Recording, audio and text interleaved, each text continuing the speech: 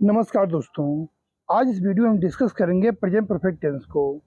इससे पहले भी हमने 2 वीडियोज़ में प्रेजेंट डेफिनिट और प्रेजेंट कंटीन्यूअस टेंस को डिस्कस किया है। अगर आपने उसको नहीं देखा है तो प्लीज़ जा कर के आप उसे देख लें।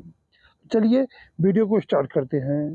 तो सबसे पहले हम ये जानेंगे कि प्रेजेंट परफेक्ट टेंस होता क्या है, मीन्स इसका डेफिनेशन जानेंगे।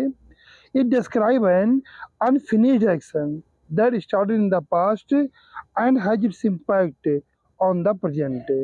मीन्स ये ऐसे एक्शन को डिस्क्राइब करता है जो पास्ट में स्टार्ट हुआ और उसका असर प्रेजेंट टेंस पर पड़ता है। ठीक है, एग्जाम्पल समझते हैं। जैसे सी हैज कम होम, वो घर आ गई है। इसका क्या मतलब है? इसका मतलब ये है कि वो घर आई तो है लेकिन अभी भी घर पे ही है, मतलब उसको घर आए कुछ टाइम हो गया और अभी भी घर पर है। चलिए इसको पास्ट इंडेफिनिट टेंस के किसी सेंटेंस से कंपेयर करते हैं। जैसे शी केम होम।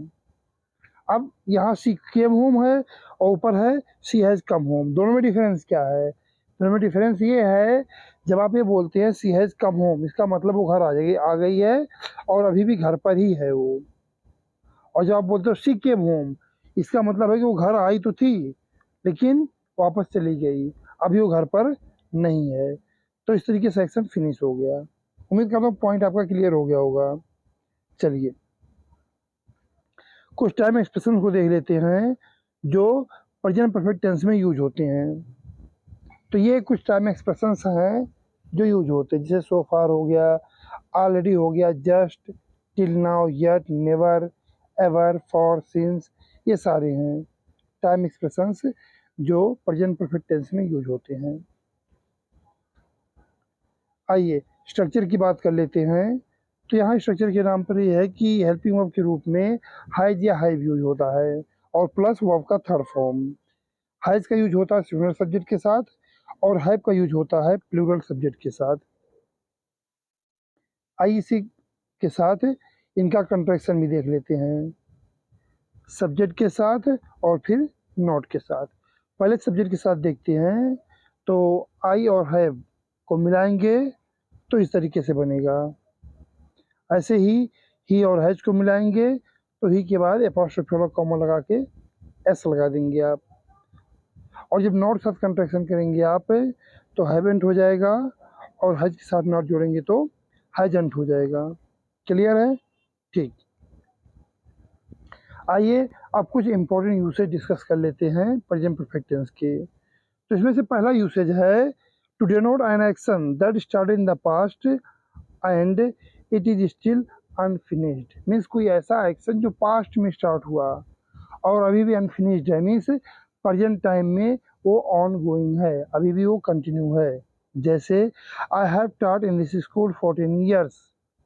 मैं इस स्कूल में 10 साल पढ़ा चुका हूँ। इट मीन्स कि मैं अभी भी इस स्कूल में पढ़ा रहा हूँ। ओके, मतलब 10 साल पहले स्टार्ट किया था पढ़ाना और अभी भी वहाँ पे मैं पढ़ा रहा हूँ। She has spent months on this project, मतलब उसने इस प्रोजेक्ट पे महीनों व्यतीत किए हैं या गंवाए हैं। इसका मतलब है कि अभी भी वो इस प्रोजेक्ट पे काम कर रही है।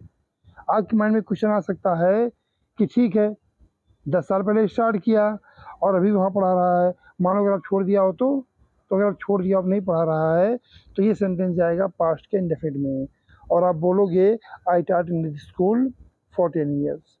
या फिर दूसरे में आप लिखोगे कि she spent months on this project. ऐसा अगर फिनिश हो गया है तो पास्ट इंडेफिनिट यूज होगा, नहीं फिनिश हुआ है अभी भी कंटिन्यू है तो प्रेजेंट परफेक्ट यूज होगा।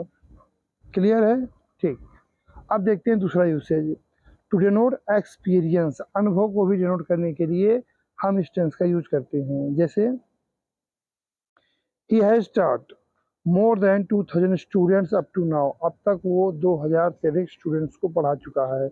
इट मीन्स अभी भी वो पढ़ा रहा है और ये संख्या बढ़ती जा रही है। ऐसे ही I have read the Bhagavad Gita, मैंने भगवद गीता पढ़ी है। इट मीन्स यहाँ भी एक्सपीरियंस की बात हो रही है। और क्या यूज है? To denote an action that repeated in an unspecified period. Between the past and now, कोई ऐसा एक्शन जो पास्ट टाइम से अब तक किसी अनस्पेसिफाइड पीरियड में रिपीट हुआ हो, तो उस एक्शन को भी हम रखते हैं प्रेजेंट परफेक्ट में। जैसे I have been to Delhi 3 times, मैं दिल्ली 3 बार जा चुका हूँ। अभी आप दिल्ली में नहीं हो, नहीं आप दिल्ली जा रहे हो, बट हाँ पास्ट टाइम से अब तक, जब से आपका जन्म हुआ तब से अब तक जो है आप 3 बार दिल्ली जा चुके हो। या फिर she has gone to Mumbai many times, मतलब वो मुंबई कई बार जा चुकी है। अब यहाँ भी एक क्वेश्चन आपके माइंड में पुट हो सकता है कि चलो मान लो अगर इसी सेंटेंस को हमने पास्ट में बोल दिया, तब पास्ट इन्फिनिट बोल दिया, तब उसका क्या मतलब निकलेगा। जैसे हमने बोल दिया कि she went to Mumbai many times, इसका क्या मतलब निकलेगा। इसका मतलब ये निकलेगा कि जो शी है वो अब जिंदा नहीं है, वो मर गई है। अगर वो पर्सन जिंदा है तो आप प्रेजेंट परफेक्ट टेंस यूज करेंगे, और अगर आपने पास्ट इन्फिनिट टेंस यूज कर लिया, इट मीन्स कि जो सब्जेक्ट है अब वो जिंदा नहीं है। क्लियर है? ओके। आइए लास्ट यूसेज डिस्कस कर लेते हैं इस टेंस का। To denote an action finished in the very recent past, कोई ऐसा एक्शन जो अभी जस्ट हाल ही में फिनिश हुआ है, मतलब आप समझो कि 1 या 2 मिनट हुए हैं उसके फिनिश होने में। जैसे they have just finish their lunch, बस अभी अभी उन्होंने अपना लंच फिनिश किया है। तो आप देख पा रहे हैं कि वेरी रिसेंट पास्ट में वो एक्शन फिनिश हुआ है, तो इसको हमने रखा है प्रेजेंट के परफेक्ट टेंस में।